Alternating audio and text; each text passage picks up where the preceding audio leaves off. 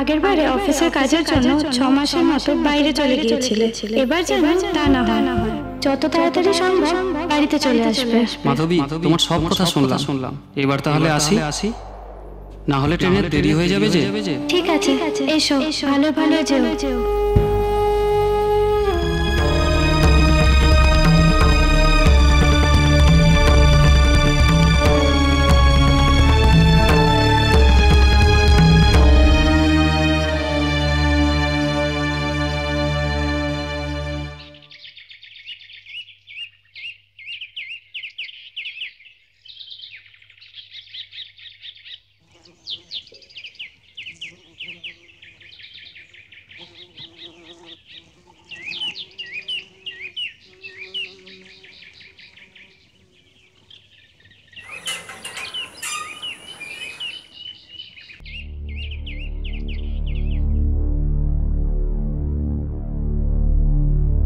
কি হয়েছে? তুমি মুখ শুকনো করে বাড়ির উঠোনে বসে আছো কেন?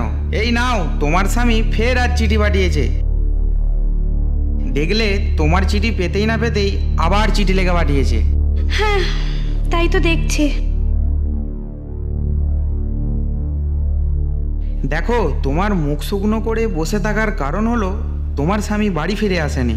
তাই তুমি যদি বলো, তোমার স্বামীর পাওনা আমি পূরণ করতে পারি। তুমি আমার স্বামীর আশা পূরণ করলেও স্বামী হতে তো পারবে না। তুমি যদি চাও, আমি তোমাকে আমার স্ত্রী করতে রাজি। সত্যি?